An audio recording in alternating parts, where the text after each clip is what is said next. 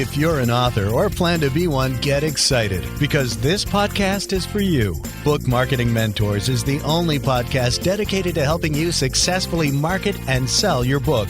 If you're ready for empowering conversations with successful marketing mavens, then grab a coffee or tea and listen in to your host, international best-selling author Susan Friedmann.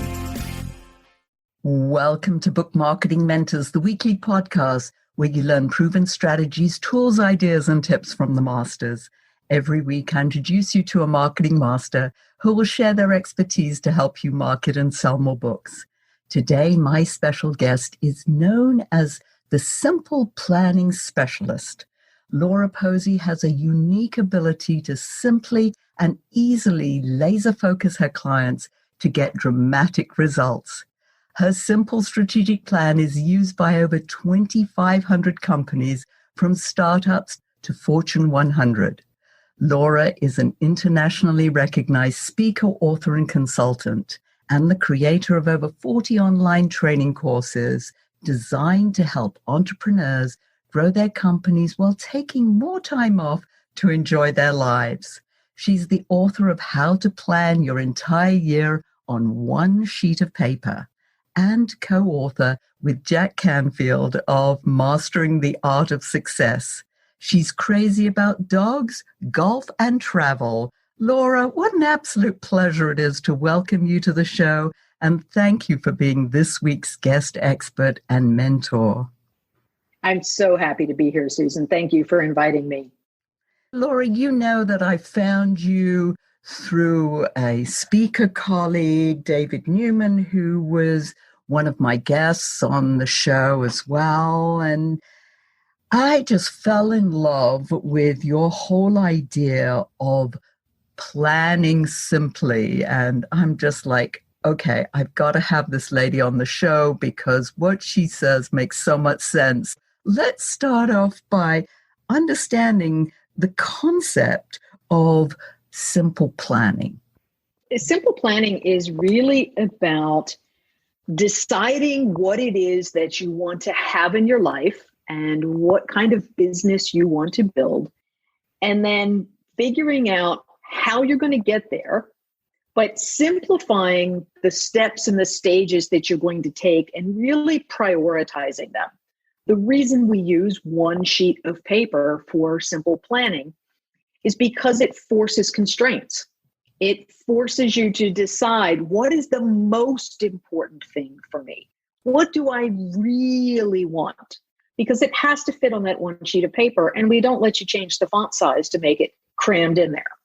That's so funny. Yes, because when I think of planning or goal setting, I think of pages and pages of things that, yes, they sound nice, and there are lots of things that you want to do, but somehow they get forgotten about in sort of the daily way things go. I love the idea of one sheet of paper. You talk about planning your entire year on one sheet of paper. That to me almost just doesn't make sense, but how do we go about doing that? Well, let's talk about what goes on that one sheet of paper. There's something that we do before we get to the one sheet, and that is to look at your life vision. How do you want to live? Do you want to be someone who's traveling a lot? Do you like to stay home? We have a kind of an 8-part framework that looks at, how much money do you want to have coming in? Do you want to live in one place? Do you want to have a second home? What are all the things that you want in your life so that you can then go build a business that can deliver that for you? Off the page, we do the life vision, but that really informs the business vision and understanding what it is that you want to build to make your life happy. I use the analogy a lot of if you're going to build your dream house, the first thing you do is you imagine what it's going to be. How many bedrooms, how many bathrooms, open floor plan, closed floor plan, 2-story, 1-story, traditional, contemporary. And you really think through, how am I going to live in this house? Right? How is this going to make my life better? And then from that vision in your mind, you take those ideas, you draw them out, and then you create a blueprint. And from the blueprint, you create a punch list. And then other people can actually build your house for you. It's the same thing with this one piece of paper. I'd like you to think of that as the blueprint. At the beginning, we start with that business vision. How big is the business? How much revenue? What types of profit margins are you having? Do you have a team? And if so, do you have them in-house or are they remote? Are they employees or contractors? But really thinking about how you want this business to run. What do you want to be known for in your business? How do you want to give back? Again, there's an 8-part framework that we work through to get all the details in there. But we want to know, what is it that you're trying to build? And so we work through, what does that look like in your head? And then the next step we go into is your business values, your core values. Because throughout your business, you're going to be working with other people, whether they are team members who are contractors or employees, or clients that you're selling to, or vendors. And one of the most important things to do in business is to work with people that share your same values. And at no time in my business career has that ever been clearer or more important, particularly as the world is polarizing a little bit more right now. It's really helpful to get clear on what your core values are so that you can find other people that share those values. Because I can tell you again from experience, there's nothing worse than taking a check from a client and a little while later realizing that you absolutely hate them. You don't like what they stand for. You don't like the way they treat you. You don't like the way they treat other people. And you just want to give the check back and run away. The second thing that goes on your sheet is your core values. Then from there, your business vision is probably several years out, probably about 5 years to build the thing that you're absolutely dreaming of. And so we want to drill down into some narrower timeframes. And we start with looking at, where do you want to be in 3 years? What are 4 things that you want to have accomplished, milestones that you want to have achieved on the way to your business vision? And then we drill it down one more step to, where do you want to be in a year? And that's where we start really getting serious about achievement. Because the 3-year targets in the vision are to make sure that whatever we're doing now, today, and in this year is aligned with where we ultimately want to go. I've seen so many people, myself included, start to build businesses or build fully formed businesses that they end up hating because they're not ultimately in alignment with that business vision. And so we want to set 4 one-year goals. And, typically there are things like, how much revenue do I want to have? Or maybe it's, how many books do I want to sell? Or how many new consulting clients do I want to bring on? Or how much do I want to have saved by the end of the year? Those are examples of goals. And then we have to get really serious on this sheet of paper about, well, how are we going to do that? Right? Because achieving bigger goals requires change. And one way we can change is we can just work harder. But I don't know anybody that chooses that as their number one way to grow. We can look at goals and break them down into 2 different types of change and 2 types of activities, if you will. So one thing that we want to look at is, what are the weekly activities that you have to do that are going to drive you towards your biggest goals? One of those things might be, maybe it's the number of new LinkedIn connections that you make. And every single week you have an activity that, I'm going to have at least 10 new LinkedIn connections. Or maybe it's blogging. Maybe you want to make sure you have at least 1 new quality blog post published every single week. Or, in the old school way, it was, how many cold calls am I going to make? Or how many networking events am I going to go to? We want to look at those weekly activities. What do I have to do every single week to make sure that I'm making progress towards my goals, that I'm prospecting, that I'm driving revenue into my business?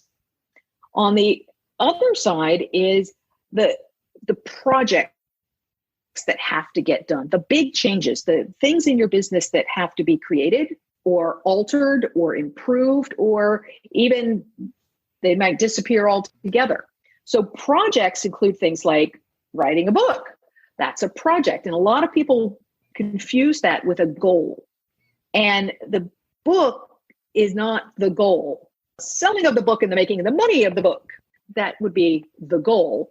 A project might be writing the book. A project could be hiring a virtual assistant to help you, or something along those lines. There could be launching an online course.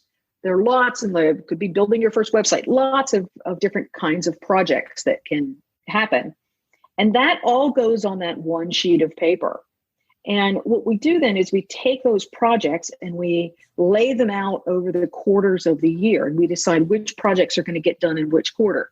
And I'll give you a little productivity hint. You are not doing all the projects in the first quarter at the same time. That is a recipe for failure. We want to just map out which projects need to come first and which ones can I push off towards the end of the year. And then we take this next quarter and just this next quarter, and we take those projects and we break them down into smaller tasks. And those are the things that go on our daily list of things we got to do to drive the business forward. Wow, that's a lot to take in. My goodness, I'm I know. frantically writing notes here. It's a bit of a rant there. One of the things that was going through my mind, Laura, as you were talking about all these is like, okay, that's all well and good, but how do I actually stay on track? Because I suffer from this bright, shiny object syndrome. Yeah. I think you've come across that one before. Yeah, I have it. So I understand it really well. One of the really powerful things about having a plan and having a one-page plan, because you can look at it every day, is deciding what to do is really simple. If it's on my plan, I do it. If it's not on my plan, I put it on my not now list. So all of those great opportunities that show up that look like, look at that on my course, I should do that. That's awesome. It's only 8 hours of content, right? Like, I'm going to do that. I'm going to sign up for this. Oh, I'm getting excited. I'm going to grow my business with this magic pill. And all of those things, you can do them, but not until the things that are on the plan are done. So you just put them on your not now list. And what's fabulous about a not now list is that when you get the things done in your plan and you go over to your not now list, all that stuff that in the moment seemed so exciting and so fabulous, with a little bit of distance, when you look at it, about 90% of it, you're going to look at and think, this is absolute crap. And I'm so glad I didn't do that. That would have been a complete diversion. What a waste of time. I'm never going to do that. And I'm scratching it off my not now list. It's absolutely wonderful.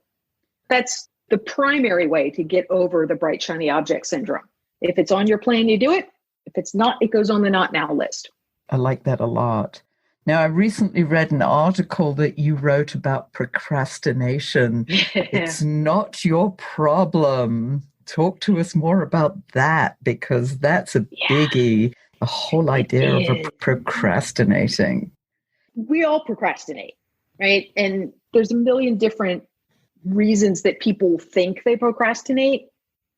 But for the majority of us, when we have a nice list of things we're supposed to do, whether it's an electronic list or it's on a piece of paper, and we look at this list and we think, oh my goodness, I don't want to do any of that. Let me go check Facebook for a minute and then I'll come back to this list. It's really only a function of chemistry. So let me give you a little neurochemistry lesson here. And if I get too much on my soapbox, you can jump in. But one of the challenges of being human in the 21st century is that we are all addicted to dopamine. It is a lovely little chemical. It gives us a warm, fuzzy feeling. It gives us a sense of satisfaction. And we get it primarily in two ways. The first way we get a shot of dopamine to make our brain happy is when we're seeing something that's new or interesting, or there's the possibility of something being new or interesting. So, for example, when you're scrolling through Facebook, you are getting shots of dopamine because the next scroll, there might be something really fabulous there. When you go to check your email, or you just click on your phone and look at the notifications that have come up on the home screen, you're getting a shot of dopamine because there's that sense of, ooh, there might be something new and interesting there. And your body, for a moment, gets this lovely, ooh, that feels good. I scratched the dopamine itch. The other way that we get a shot of dopamine is by completing something. If you've ever had a list full of tasks and you've very carefully gone through and checked off all the little easy ones really quickly, and you felt so good, like I checked that off, I got that done. You've gotten that dopamine hit that feels really good. It's the same thing that happens when we're playing a video game or something, even playing solitaire online. When you win a hand or you level up in something, you get a nice shot of dopamine in your brain. And we are just wired to crave this dopamine. So the challenge happens when we look at our to-do list. And if we're looking at our to-do list, and if our brain scans through that list and doesn't right away see an opportunity to get some dopamine, it's going to wander off into another neighborhood where it knows the dopamine dealers live. It's going to go to Facebook. It's going to go check email. It's going to go do something. You might, if you're working from home right now, you might get up and go, oh, I'm going to go do a load of laundry real quick, because it gives you that sense of completion, or you're going and looking at something that's novel. How about chocolate? Yeah. That's a different chemical. Chocolate actually gives you a little bit of oxytocin, which is interesting. But we can get some dopamine from chocolate as well. Yeah. If you're sitting at your desk and you're not getting those hits of dopamine, you're going to wander off. We just label that general wandering off procrastination. Like, we think that we're putting things off for something other than just this simple chemical reason. And so if we can just take our tasks and write them in a way that works with our dopamine addiction instead of against it, we will plow through our to-do list happily, because we're going to get continuous shots of dopamine. I'll give you an example of how to write a task in such a way that your brain goes, oh yeah, got it, dopamine right there, I'm doing that. Let's say you're doing some research for a book, and there's a particular topic that you want to research. Can you think of a topic someone might research for a book? Oh, it could be any kind of motivation or sales or marketing. Okay. Let's say I want to do some research on sales techniques in the IT field. It's really niche down here. And so if I just write on my task list, research sales techniques, which is often what we do. We write little short, quick tasks. When my brain looks at that, it goes, research sales techniques. In just a couple of seconds, if my brain can't picture me doing that, like taking action on that task, it's moving on. It's going someplace. It's going to go to another task. It's going to scan down the list, or I'm getting up and going someplace else. But we can just change that task in a really small way. Instead of saying research sales techniques, we could write the task this way. Google, quote, sales techniques in IT, end quote. And when we write it that way, when the task is to Google something, because Google is now a verb, our brain goes, oh, I know exactly how to Google something. I open my browser, I go to Google, I type something in the search bar, and I've even put the term in there that I'm going to search. Boom. And now I'm fully engaged in that task, and I'm off and running, and I've gotten started. And once I've gotten started on that task, I'm going to be doing my research. I'm going to be looking, and I'm going to go down the deep hole of the internet, but I'm going to go like, oh, what are the top 5 things that come up? Let me write those down, and let me go look and see what some of the pros and cons of each of these techniques are. And so I think you hit the nail on the head there. The whole idea of just getting started is often one of the hardest things to do. I'm going to focus you on mistakes, Laura. Let's talk about some big mistakes that people make in this arena.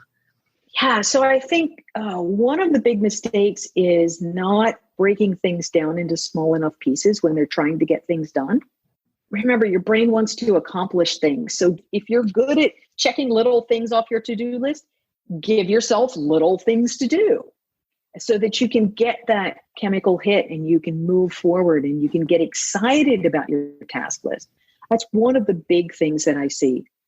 One of the other things that I see kind of goes back to the one-page piece is I see people just really trying to bite off too much. All of the psychological studies show that we so deeply, vastly, amazingly underestimate how long it's going to take to get anything done. And so, I'll see people saying, oh, I'm going to write this book in 3 weeks. Okay, well, let's really look at what it takes to write a book. You might get some words down on paper, but getting the book done is not going to happen that fast. And so I see people saying, well, this quarter, I'm going to write a book and I'm going to launch an online course and I'm going to update my website and I'm going to do a complete social media calendar and I'm going to hire a virtual assistant. I was like, whoa, you may be a productivity machine, but you're not going to get it all done. So let's prioritize and let's figure out what are you going to do first? And let's get that going. And then we can layer on some more things. Those are some of the huge mistakes that I see people making. It's funny because as you're saying them, I'm nodding away here. I'm like, yes, yes, yes, yes, yes. We've all done it. And it's just been ingrained to us.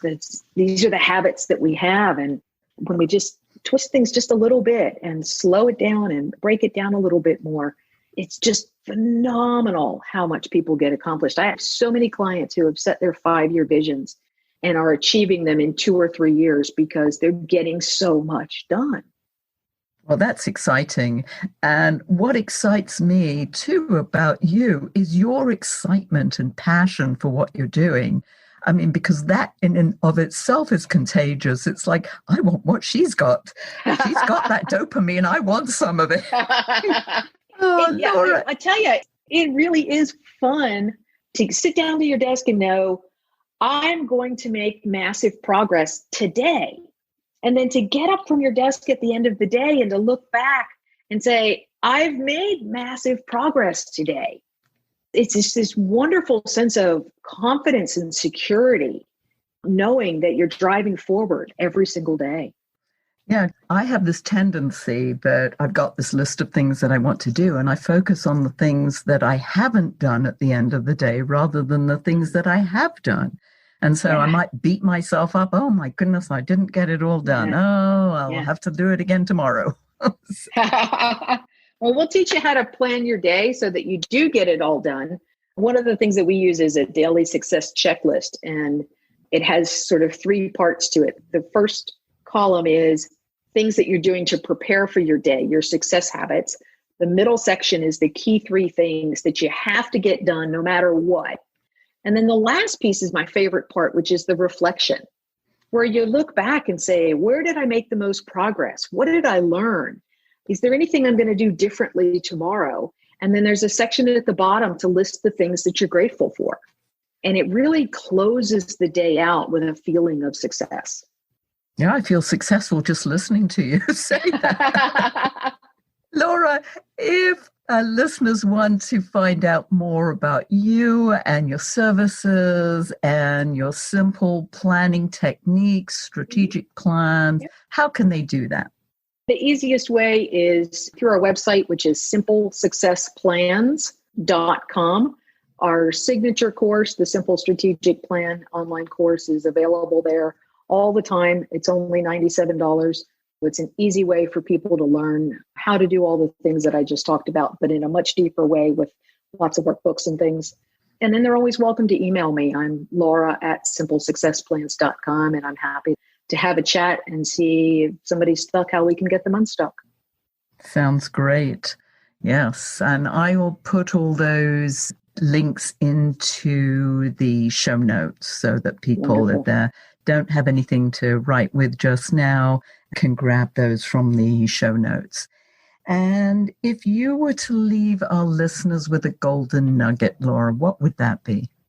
I think that the best thing that I've been using with my clients, it's really been so powerful, especially during this crazy, unprecedented time that we're living in, is when things feel like they're off track, change your tactics, not your goals. Keep your goals in place and think about different ways that you can still achieve them. Don't just go straight to, oh, it's going to be a bad year, I got to cut my projections. Get creative and really think about, can I change my activities and can I change my projects and still achieve the goals I set in January? Wow. Listeners, you have just been treated to some incredible wisdom. Laura, you have been amazing. Thank you so much for sharing that wisdom. And thank you all for taking time out of your precious day to listen to this interview. And I sincerely hope that it sparks some ideas you can use to sell more books. Here's wishing you much book marketing success. The time is now to take action and finally build your book-selling empire. And the great news is that Susan is here to help you. Visit bookmarketingmentors.com and sign up for a free 15-minute book marketing strategy session with Susan. She'll help you discover your first steps to marketing and selling your book. Only those who take action are rewarded, so visit bookmarketingmentors.com, and we'll see you again next week.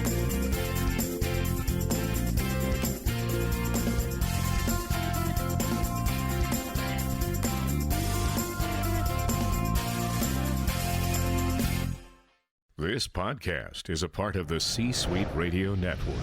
For more top business podcasts, visit c-suiteradio.com.